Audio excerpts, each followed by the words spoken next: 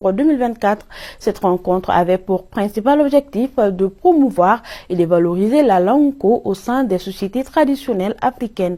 À l'issue des échanges, les participants ont formulé plusieurs recommandations afin de contribuer efficacement à l'atteinte des objectifs fixés. Reportage Amadoun Diallo et Madou Koulibaly.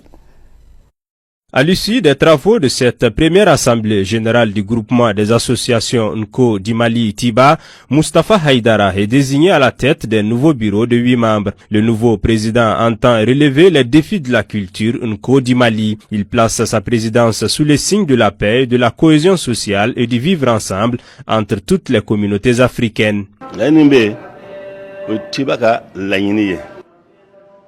Nous allons travailler en parfaite collaboration avec tout le monde pour l'atteinte des objectifs et pour l'intérêt général des peuples africains à travers la langue Nko.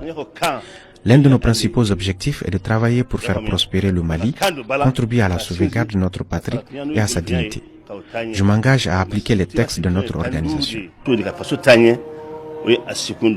La tenue de cette assemblée générale a été une occasion pour définir les différentes missions et objectifs fixés par le groupement des associations Nko d'Imali. L'instant est mis à profit pour faire le point des différentes démarches et actions entreprises pour aboutir à sa création avec des témoignages allant dans le sens de la paix et de la dignité retrouvée pour notre pays.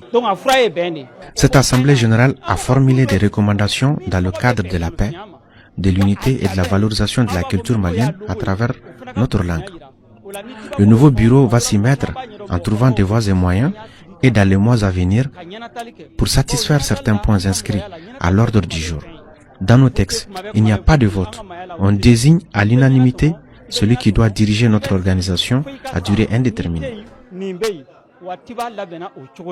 Créé en 2024, au-delà de la valorisation de l'alphabet Nko, le groupement des associations Nko d'Imali entend également contribuer au renforcement d'un État fort à travers nos cultures et nos langues nationales. À noter que des délégations venues des localités de Kaba, Dia, Djéné et de Tombouctou ont pris part à cette assemblée générale du groupement des associations Nko d'Imali.